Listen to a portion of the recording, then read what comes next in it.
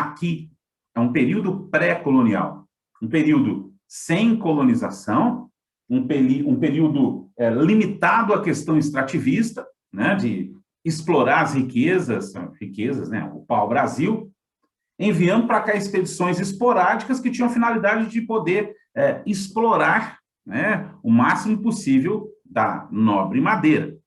Essa era a única riqueza para a coroa, né? Utilizando-se do serviço de escambo. Vocês lembram disso ou não? Tem que lembrar. Aquele esquema em que os índios que faziam toda a parte do processo. Bom, lembre-se que o pau-brasil era muito valioso lá na Europa, né? Para tingir os tecidos, usado pela aristocracia, pela nobreza, aquela coisa toda. Então, o pau-brasil era enviado para a Europa, né, para Portugal. Portugal tinha um monopólio da exploração do pau-brasil e, obviamente, na expectativa de encontrar alguma outra forma de riqueza, alguma outra forma de exploração aqui. Beleza. Utilizando-se dos índios, fundando feitorias ao longo da costa, né, ao longo aqui do seu território. Essas feitorias funcionavam como armazéns, como pequenas fortificações muito rústicas, só para armazenar o pau-brasil até que ele fosse encaminhado lá para as embarcações, para os navios, depois para serem levados para Portugal. Ok? Essa nobre madeira vai ser a base da exploração da riqueza portuguesa aqui. Então, a primeira fonte de riqueza, a primeira fonte de ganho, a primeira fonte de lucro mercantilista de Portugal é o pau-brasil, e especificamente através da prática do escambo, aquela prática em que você troca bugigangas, quinquilharias, ferramentas, para que os indígenas possam trabalhar praticamente em tudo, no corte, no transporte, até levar para o armazenamento nessas feitorias. Então, ficavam praticamente com toda a parte pesada os indígenas. O trabalho deles era cortar árvore, transportar madeira, melhor dizendo, até que fosse armazenado para depois ser levado para Portugal. Bom, essa é a prática do escambo, que pouco tempo depois virou também o estanco, que é o monopólio na exploração do pau-brasil, com um único objetivo. O único objetivo da coroa portuguesa é o lucro, não tem nenhum outro aqui não, tá bem? Não há nenhum outro tipo de objetivo da coroa portuguesa em relação a esse momento da sua colônia. Explorar o máximo possível para obter o máximo possível de lucro. Foi assim que a coroa portuguesa se referiu, né? Foi assim que ela utilizou-se da sua colônia, extraindo os recursos que ela podia lhe dar de maneira imediata. E de maneira imediata, o primeiro desses recursos foi o pau-brasil. Tranquilo? Muito bem. Você sabe que depois do pau-brasil vem outras fontes de riqueza, mas essa é a primeira grande fonte de pau-brasil. Primeira grande fonte, desculpe, extrativista aqui que a coroa portuguesa vai utilizar nessas terras. Mas que negócio, né? Já falei das feitorias e tal. Enquanto Portugal tinha monopólio com o Oriente, enquanto existia o monopólio comercial com o Oriente, o Portugal, desculpa a expressão, não estava nem aí, estava se lixando para essas terras aqui. Porque, afinal de contas, lucros altíssimos, né? O monopólio do comércio lhe dava, o monopólio do comércio com o Oriente, lá com as Índias orientais, vamos falar assim, Extremo Oriente, né? Enquanto o negócio deu grana, Portugal explorou o máximo possível. Enquanto foi bom para Portugal, o Brasil fica de escanteio. Mas aí, quando a fonte lá começou a secar, o que Portugal começou a fazer? Agora é hora de tomar posse definitiva de lá. De que maneira? Colonizando. Porque, afinal de contas, o pau-brasil estava começando a ficar ameaçado. A exploração do pau-brasil começava a ficar ameaçada por conta da presença, da proximidade dos franceses com várias nações indígenas aqui dentro do território. Então, Portugal falou, bom, agora é hora, ou vai ou racha, como diria, né? Então, a partir de 1532, a gente começa a ter uma efetiva colonização. 1530, a gente tem a chegada do Martim Afonso de Souza aqui nessas terras, tá? Com cerca de 400 pessoas. Existem números que falam de 400 a 600 pessoas, mas isso para nós não é sangria, não. Mas o fato é que a chegada dele aqui começa a colocar rumos novos no processo colonizatório. Isso é fato, tá? A partir de 1530, com a chegada do Martim Afonso de Souza e de 400, 500 pessoas para começar o processo colonizatório, aí a coisa começou a andar na visão portuguesa. Fundaram a Vila de São Vicente, mais tarde vai ser a primeira cidade do Brasil. Ali começa efetivamente a distribuição de terras para colonos, através das sesmarias, aqueles lotes de terras que a coroa portuguesa autorizava repassar a esses colonos, os chamados sesmeiros. Quando nós tivemos as capitanias hereditárias, quem vai fazer esse processo de integração das sesmarias é diretamente o donatário, né? Ali começa efetivamente, a partir de 1532, a produção agrícola nessas terras. Tranquilo? Então, até 1530, período pré-colonial. Daí em diante, a gente pode falar de colonização efetiva, que, para valer, começa em 1532, com a fundação da Vila de São Vicente. Ganha um up, né? Ganha um gás melhor, vamos falar assim, em 1534, quando a coroa portuguesa decidiu criar aqui, nessas terras, aquilo que ela já utilizava em outros lugares. Só que, como a gente falou na sala de aula, pô, querer comparar essas terras com, por exemplo, o arquipélago de Cabo Verde, tá de sacanagem, né? Um negocinho desse tamaninho aqui. Esse sistema funcionou lá. As capitanias hereditárias eram lotes de terras em que o rei, não vou dizer que ele dava, ele concedia o direito real de explorar em nome do rei. As famosas capitanias hereditárias, elas vão criar, inclusive, uma visão utopizada, romântica dos primeiros fidalgos que vieram para cá, os donatários, né? Que receberam grandes, extensos lotes de terra. E para cuidar desses extensos lotes de terra não é uma coisa simples, não. Era um troço, pô, convenhamos, gigantesco. Eu falava para vocês, alguns com mais de 250 quilômetros de largura, sem contar o comprimento, que era do litoral até os limites do Tratado de Tordesilhas. Não era uma coisa pequenininha, concordo? Algumas podem até ter tido um pouco mais de vida fácil, mas as outras não. A distância em relação à coroa, a distância de comunicação, a dificuldade, melhor dizendo, de comunicação entre elas, tudo isso, pô, acabou gerando o que a gente chamaria de necessidade, né? A coroa portuguesa viu aí uma possibilidade, mas os donatários viram que a necessidade era bem diferente. Então, o Brasil foi dividido, a colônia foi dividida em 15 grandes lotes de terra, tá? Entregues a donatários. Donatários eram esses tiozinhos. Olha aqui o tamanho da bagaça, gente. Não era uma coisa pequena, galera. Olha só. Começava no litoral e ia até os limites do Tratado de Tordesilhas. Convenhamos, é um negócio grande para raio. Olha aqui, com exceção talvez da de Santana e São Vicente, menorzinhas. Gente do céu, olha que chulapa que era a do Rio Grande. Olha que chulapa que era a do Pernambuco, a de Ilhéus, a de Porto Seguro, olha isso. Como cuidar dessas terras, né? Como? Imagina só que situação.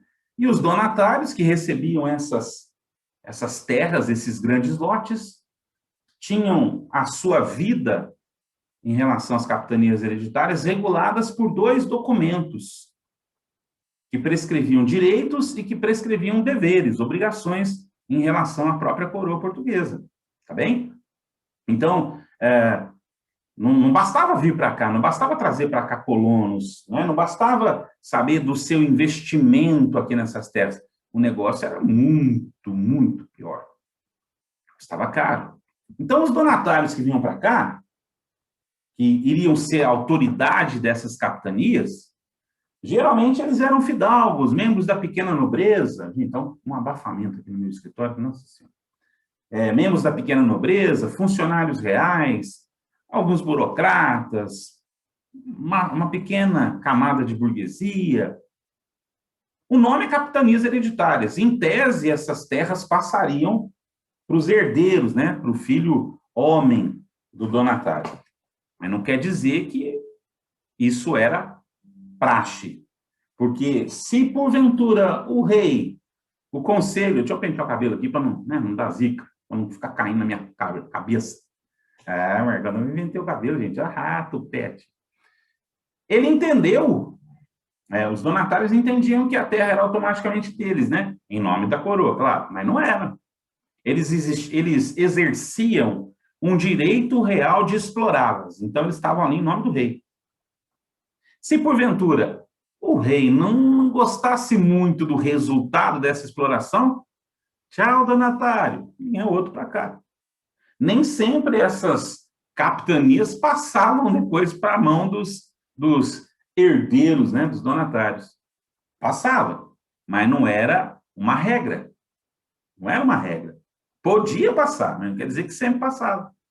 Tinha gente que veio para cá, começou a iniciar a montagem das capitanias e as primeiras notícias que chegaram de desordem, de desmando, de falta de controle, o rei, através do seu conselho, mandava o caboclo voltar para Portugal. E tchau, tchau, investimento que ele fez aqui. Já era investimento, né? Então, como eu falei para vocês, eles tinham direito de fundar vilas, eles tinham direito de distribuir as sesmarias em nome da coroa, para, vamos dizer assim, terceirizar a terceirização da colonização. Porque se sacar a ideia, a coroa portuguesa entregava, dava o direito de explorar as terras, mas ela não ajudava com nenhum centavo, não. Está entendendo? A coroa portuguesa, ela entregava para os donatários a responsabilidade total da bagaça. Então, não bastava vir para cá e ter as despesas de vir para cá. Tinha também as despesas aqui. Porque você tem que trazer um contingente razoável de pessoas que vão ajudar no processo de colonização. Tem que trazer mais ou menos um pequeno aparato aí militar para defesa. Ou seja, não era uma coisa barata. E ainda tinha que pagar o quinto, tinha que dar 10 quintos se encontrasse metais preciosos, né? Tinha que dar 10% da produção agrícola obrigatoriamente. De tempos em tempos, emissários reais poderiam vir para poder cobrar mais impostos. Sem contar que a gente vê que é realmente muito custoso. Então, eles têm direitos. Fundar vilas, distribuir sesmarias, cobrar impostos em nome da coroa, escravizar indígenas para o trabalho, beleza. Lá, para a virada do século XVII, isso vai começar a ter uma certa dificuldade, porque a coroa portuguesa vai meio que entrar em rota de colisão com a igreja, que era contra a escravização de indígenas e também de negros, de africanos, né? Então, assim, direitos, beleza, mas por deveres também, os caras estavam no bico do corvo. Tinha que ter um aparato para defender as terras, tinha que ter gente suficiente para colonizar, tinha que pagar os impostos à coroa, arcar com os prejuízos. Nossa, os caras... Tinha uma minissérie que passou na Globo há muito tempo atrás, que se um dia vocês encontrarem naquele canal Viva, que a gente tem na TV por assinatura, se tiver, porque eu não sei se passa lá, né, mas chamava A Muralha. Pô, a retratação, a reconstituição de época, os diálogos, né? Pô, muito bacana. Se um dia vocês encontrarem isso aí, pô, assistam, chama A Muralha. É uma minissérie que ajuda a gente a ter uma visão do que esses caras encontraram aqui, do que esses caras tiveram que enfrentar aqui, a bagaça deles, né? A situação foi braba. E as capitanias, das 15 capitanias que a gente teve, só duas prosperaram. Só duas tiveram um relativo sucesso. São Vicente e Pernambuco. Só essas duas, mais nenhuma. Obviamente que muito e em grande parte o sucesso dessas capitanias se deu em função da cultura canavieira. Mas a proporção das duas é muito diferente, porque a de São Vicente era um ovinho, a de Pernambuco seria, vamos falar aí, seria um elefante de tão grande. Só para a gente ter uma noção do tamanho, da diferença. Mas o fato é que o resultado das capitanias hereditárias não foi tão proveitoso assim. Não foi. Infelizmente, não foi proveitoso. E por que não foi proveitoso? Bom, aqui é as duas, né? Aí, ó. Aqui a gente está vendo de novo. Vamos ver de novo? Ó. Pernambuco e lá embaixo São Vicente. Pô, não era... Era um negócio grande pra caramba, né, gente? É um negócio grande. E por que que elas não deram certo? Tem muitos motivos para não ter dado certo. Por que que elas fracassaram? Ah, pô, um negócio louco, né, galera? Tudo diferente, uma outra realidade que eles enfrentaram aqui, as dificuldades naturais, físicas, né? Geográficas, vamos falar assim, a distância em relação à metrópole, e o que fazia com que existisse uma dificuldade muito grande em relação à comunicação entre as capitanias e das capitanias para com Portugal. Era um troço, pô, convenhamos, né? Um oceano separando. Isso é fato. O custo da montagem de toda a empreitada colonial nas capitanias, sem a perspectiva de arrecadar os recursos que foram investidos aqui num curto espaço de tempo, né? Imagina, não deve ser uma situação muito legal você vir para um lugar que é, convenhamos, um inferno de diferente, né? Na Europa, você tem um tipo de clima, você está aqui nos trópicos, um outro tipo de clima, desconhecido, você tem a ausência de um poder, de um governo que seja, de uma administração aqui local, para dar o suporte para os donatários. É tudo muito difícil.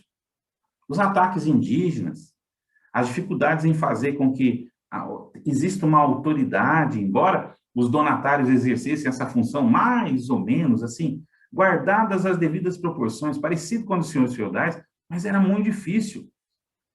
Então, você tem uma quantidade grande de fatores para falar, bom, isso aqui não deu certo por isso. Então, você pode enumerar um tanto de outras coisas. As mais, talvez, mais claras para a gente sejam essas. Tudo muito distante, tudo muito dificultoso. Para vir um socorro da metrópole, pô, era uma eternidade a viagem. Vários meses no navio. Vocês imaginam que situação, galera? Pelo amor de Deus. Então, era uma situação realmente trash. Investimento alto, poucos recursos, ataques indígenas, clima hostil, terreno selvagem, falta de suporte da própria coroa, porque se você não tem uma administração local, você não tem um suporte para isso, infelizmente, né? Então, à medida em que as outras capitanias não foram tendo sucesso, a coroa portuguesa ela teve que começar a repensar. E aí, a coroa portuguesa, então, organizou uma administração comum para essas capitanias aqui na colônia, chamada de governo geral. A coroa portuguesa entendeu que estava passando a hora de centralizar uma administração para poder, inclusive, otimizar a arrecadação de impostos, que não era lá grandes coisas, não, sem essa administração central aqui. Então, a coroa portuguesa entendeu que a solução para evitar o caos das capitanias seria o governo geral, uma tentativa centralizadora da metrópole aqui, para estimular, para animar, sabe? Mas também para controlar os donatários, para que eles não ficassem ao léu, ao Deus dará aqui na bagaça, tá entendendo? Então, o governo geral foi criado necessariamente, não só para ser uma resposta às necessidades dos colonos aqui, dos donatários, não. Mas, sobretudo, porque a coroa portuguesa entendeu que ou vai ou racha. Ou ela pega isso aqui e administra direito, a coisa vai por água abaixo. Esse governo geral foi criado com o objetivo de garantir as posses de terra para que a coisa funcionasse efetivamente, com o recebimento de impostos, até encontrar ouro aqui, né? O governador geral seria a pessoa do rei aqui, ele estaria aqui em nome do rei, a autoridade ligada diretamente, ele é representante do rei. Então, o governo geral tinha que dar uma resposta. E esse governo geral, ele era estabelecido através de um documento chamado de regimento. Era ele que estabeleceria quais seriam as funções que o governo geral teria aqui na colônia de Portugal. Mas o cara não vai conseguir fazer isso, né, sozinho. Claro que a gente teve vários governadores que começaram a organizar essa bagaça. Pelo menos 3 deles aqui são os mais conhecidos. O Tomé de Sousa, parente do Martim Afonso de Sousa. Ele organizou a construção de Salvador, para vocês terem uma noção. Foi ele que trouxe os primeiros padres jesuítas para começar o processo de educação aqui na colônia também, né? Teve, além do Tomé de Souza, teve Duarte da Costa, Mendes Sá, se não estiver enganado, é isso mesmo, não sei. Bom, para auxiliar o governador geral, montou-se mais ou menos um esquema administrativo, com 3 funcionários que dariam suporte para o governador geral. Você teria o ouvidor-mor, o capitão-mor, o provedor-mor. Ouvidor, capitão e provedor-mor. Bom, o provedor-mor é aquele que vai trabalhar em função do quê? Da arrecadação dos impostos, da cobrança dos impostos, da arrecadação dos recursos que são enviados para a coroa portuguesa. É responsável pelo provento da coroa. Então, esse caboclo aqui, pô, é menino dos olhos do rei, porque é ele quem vai fazer a máquina de cobrança de impostos funcionar. Beleza? O ouvidor-mor é aquele que vai ficar ligado na questão da justiça, que não vai permitir que os donatários, os capitães donatários, sejam a única autoridade. É necessário fazer valer aqui o interesse do rei na colônia. Então, ele que vai cuidar da justiça, da lei. E aquele que vai cuidar da defesa, ou seja, organizar ataques contra indígenas, defender as vilas e aldeias e cidades que iam nascendo, era o capitão-mor, ou seja, o responsável pelo setor militar do governo geral. Então, começava a se organizar aqui um processo colonial, com vistas a efetivar não só a posse da coroa portuguesa sobre essas terras, como começar também a gerar o din-din que a coroa portuguesa tanto queria, o lucro que a coroa portuguesa tanto necessitava. Beleza? Bom, espero que isso tenha ajudado.